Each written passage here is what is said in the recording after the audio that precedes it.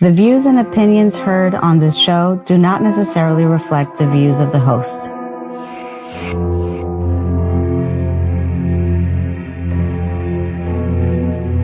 There had to be someone, not something, because things were out, second law of thermodynamics. There had to be someone without beginning or end who had the power and the knowledge, the wisdom, the incredible, infinite intelligence to put all this together, from the organization of the atom to the cosmos and so forth. When we look at the many examples of God's power, it should invoke a sense of reverence and awe in our hearts. Truly, our Creator is the God of wonders, and the greatest wonder is His immeasurable love. Welcome to another edition of Real Spiritual Talk Radio. I am your host, Lamont Gates, bringing you the world of faith, metaphysicality, and spirituality. Today, as we continue in our series of near-death experience accounts, my guest has an experience via trauma, but ends up with awakening and healing instead. Let's get it started.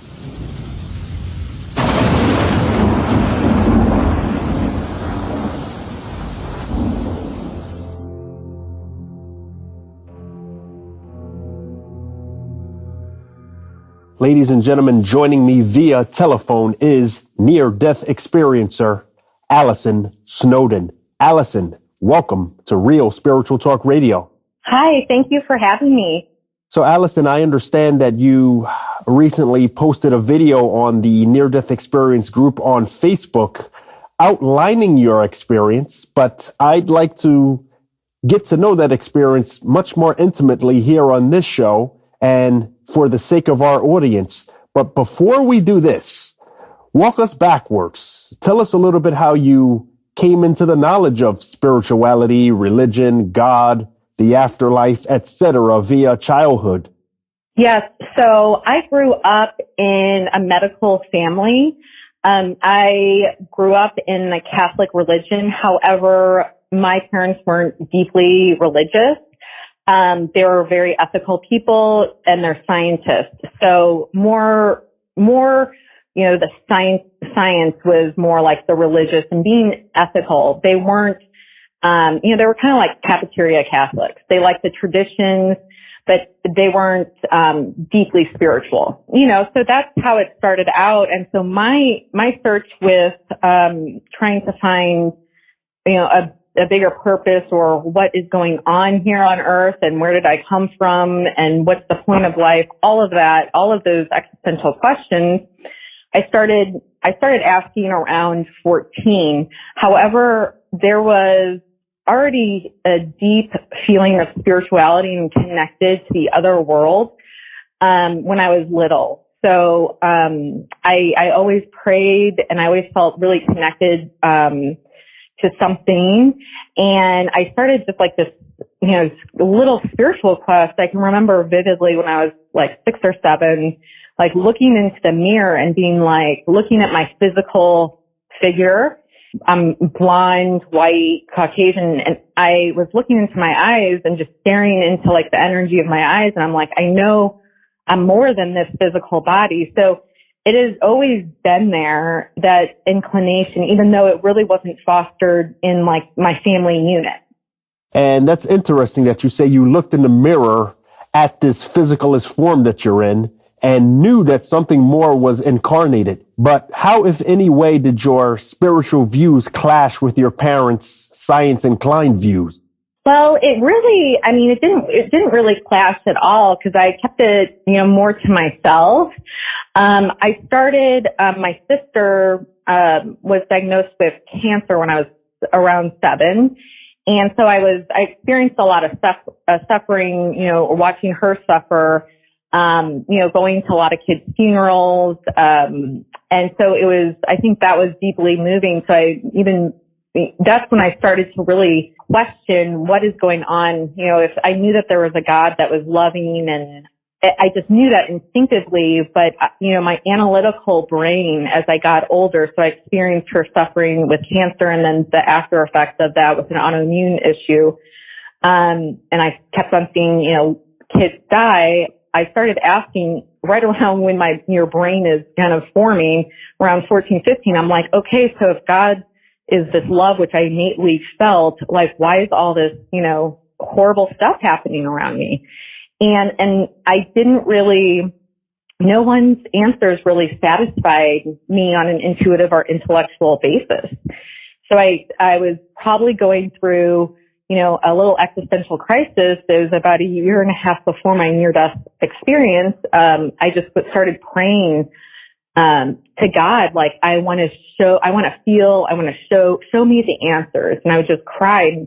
I've been that person that I want to experience things. I don't really take, people's word or, that type of faith. I've just always been more of an experiencer. And so I just wanted that, and I was inviting that in. And that went on for a year and a half before my near-death experience. So take us to your near-death experience. Tell us what led to it. So what happened was, it was actually a very traumatic event, and that added a whole different host of issues and challenges for me to work through after my near-death experience. So I was on vacation in Mexico in 1999. It was a month before my 16th birthday. We were there for my sister's spring break, but she ironically couldn't go because she got sick right before. So what was happened, I was in a third world country, Mexico. I got separated from my friend. So I was by myself, and my memory is a little bit disjointed because there was so much trauma, but I was attacked. I was sexually assaulted, and then I was hit by a motorcycle or a car that was going, they said, probably about 60 to 70 miles per hour due to the amount of damage that was done to my body. So what happened after this attack? Yeah, so I was struggling, and then, with it, and then all of a sudden I'm out of my body. And so if you can imagine, it's a, very dramatic scene. And so I went up into the air, and I was surrounded, and it just, every fiber of me was just this unconditional love. This was it was a conscious place. It wasn't like a visual place. I know us as humans are very visual. However, it was a feeling place of home. And I was, my energy body, and your energy body isn't, a visual matter thing. It's an energy. So I was with the energy consciousness of God, or whatever name you want to put to the unnameable, spiritual power. And I was just floating in the air with all of this God consciousness and just this love going through. Meanwhile, the drama on earth was occurring, and it was like I could see what was happening, but I honestly didn't care. And it was really interesting because there was some humor in this. I looked down at my dead body. I had ruptured my tibial artery, and so I bled out pretty fast. And I just looked at my human body, the one that I'm in now, and I was like, oh my gosh, I'm dead. And I was like, gosh, I put so much work into that. And then I was like, oh, I'll get another one. And it was just at that moment, the consciousness around me, or it was my inner consciousness, was like, that's not who you are. This is who you are. And that's your real identity. Your real identity is love. And there was also this sense that there's a sense of oh, this is why I chose my parents. So all of this spiritual information started to download into my consciousness. And there is a ton of that, but the main message was loving yourself and loving others. And everything, your educational level, what you look like, all of these different things that we think, even our great accomplishments, everything that we think that matters doesn't really. And it really was this message of, how much did you love yourself and love others, And that's all that really matters. That was the big message. So it's as if you're just playing a role when you were here on Earth. You mentioned how much work was put into your physical aesthetics, but realized, I guess, how useless vanity is here. You also mentioned choosing your parents prior to coming here. Are you referring in some way, shape, or form to pre-mortal existence? Yeah, it was just kind of this realization of, for me, I realized that, I grew up Catholic. From that moment after I died, I knew people said, "Oh, you believe in past lives?" And I was like, "No, I know of them." And with that, everything is recorded in the universe. And that might, scare people or, whatever emotional reaction that is. But, everything is recorded. And so in the universe. And so I could look at past lives if I wanted to. I kind of was like, I'll access those when I need to. But I was just honestly just relaxing in the unconditional love. And I can't put into words, I feel like words don't give it the weight of this experience. Like it blew my consciousness, and it was just the most blissful feeling, home feeling. And when I'm trying to explain it to people who've never had one, I say, imagine a time in your life where you just you felt like so much love. And so feel that and then times it by like 100 trillion. That's the amount of like electric love and compassion. And that's who you are. And that's who I am, at our core. How were things communicated to you? Was it all telepathic? Yeah, everything's telepathic. And at one point I was there and I was like, is that my thought? Is that God's thought? Is that my soul guide's thought? And I was like, almost like, oh, whatever, we're all one type thing. So everything was telepathic. And, here when we're human, we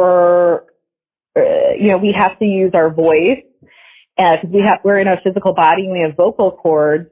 And so that's how we have to speak. And, other than this realm, we don't really need to speak. We can just telepathically send information, to each other. So yeah, it was absolutely just instant. And then even where I was like, well, I don't know, is that my voice or, God's voice? But then it really didn't matter because we were all one. And tell us exactly what the scenery looked like.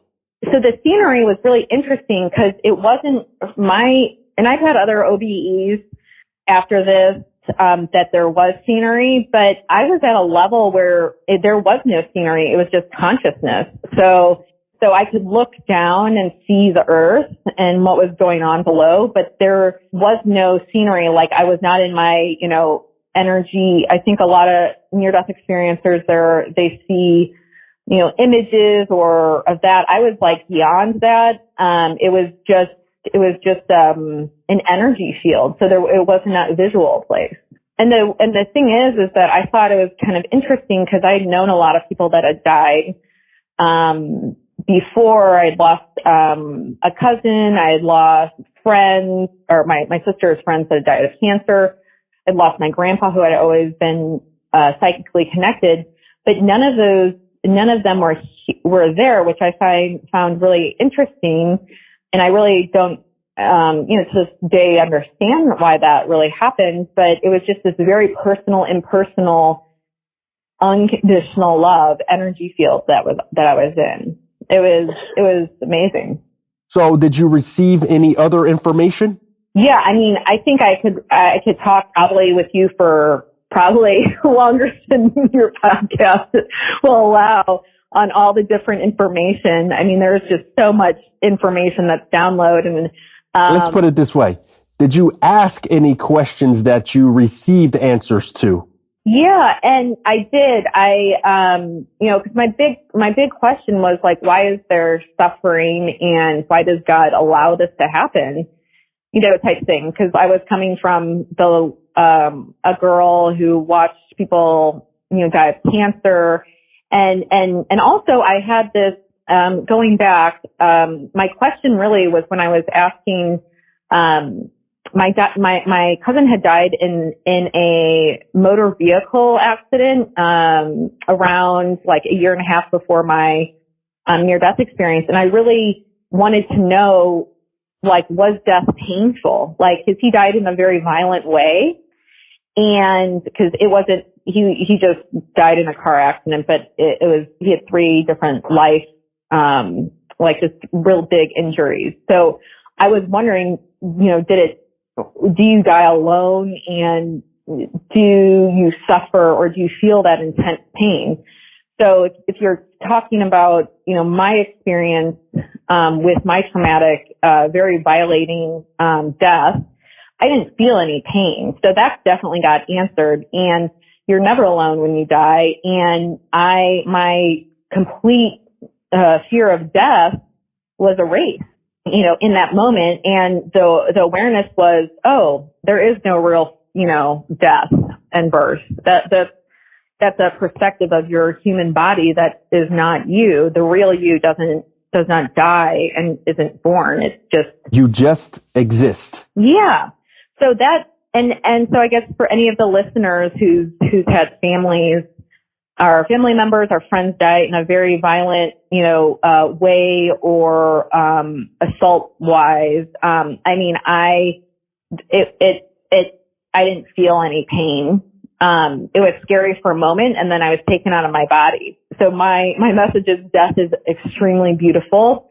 At the same time, there is this message of you get to meet yourself. So when you die, anything that you've been, hiding or not confronting on earth, you get to meet, on the other level. And it's not like, I feel like in a lot of modern religions, there's this like judgment day, or, this kind of punishing God, like God. The God I experienced, or that energy, which we are all a part of, it's not separate from us, we're all a part of it, is just very unconditionally loving, and is beyond that judgment. The thing is, though, is that you get to look at all of your actions, and everything is recorded. Your intentions are recorded, your thoughts, your feelings, and it's not to like punish you. It's just to learn and to become more awake and aware of what's going on. So did you have a life review? I didn't have a life review. But it was like a knowing that I met my energy because I was only 15. So, I did not have like and I saw though, like it was downloaded that it happened, and it like kind of goes through your whole life. But since mine was so short up to that point, because I was just 15, and in the literature with children with near-death experiences, that is like sometimes how it is. But there is this knowing that everything is known. So, you can't hide from your light. You can't hide from whatever you perceive as darkness within you or your past. It's like there's no privacy. Right? Tell us what it was like returning back to your body. I had this sense that I had to come, not that I had, because there's always some choice on some level. But I had this feeling that I experienced this, and I was going to go back for a reason. And there were several different things that were pulling me back. One was this, not this mission, but this need for us to bring this unconditional love back to earth and anchor it into earth and to share this. Yeah, I can remember right before it's just less than a very quick second. You're like out of your body and then you're back in. When I was about to go, the God energy was like, oh, bring this unconditional love like down to earth. And I was like, I was like, how do I do that? And so just as I was asking that question, I was funneled into a very, traumatized body. I was in the ambulance. I was kind of numb at that point. So I was going in and out of consciousness. And, so I was going to the ambulance. I got out of, the ambulance, and then I was in a Mexican hospital that was very, very, dirty and not clean and very scary. And so I woke up in there and I knew something was terribly wrong because I knew that there was a lot of pain, but I think my natural opioids, my body was in shock. And so I had to go into surgery. Oh, and I wanted to tell you before, because some people are like, well, were you declared dead at the scene or that type of thing? My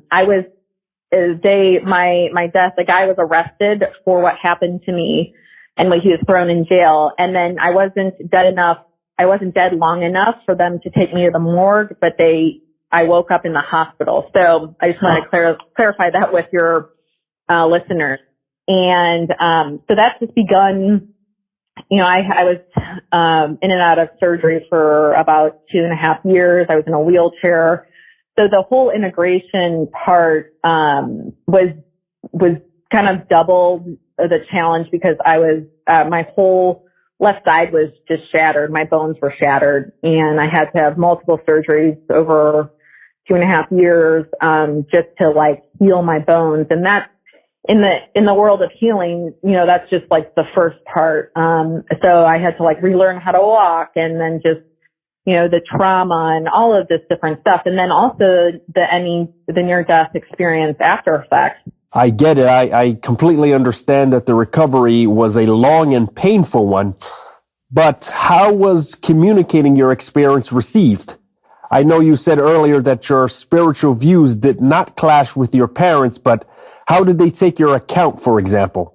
I did not share my experience because with a lot of near-death experiencers, this was back in 99. It was before Facebook. It was really before, we used the internet for a lot of things. And, nothing on our cell phone. So it was very limited. So I was very aware of it and I wrote it down, but I swear I was I'm not going to tell my parents because they're going to send me to the psychiatrist.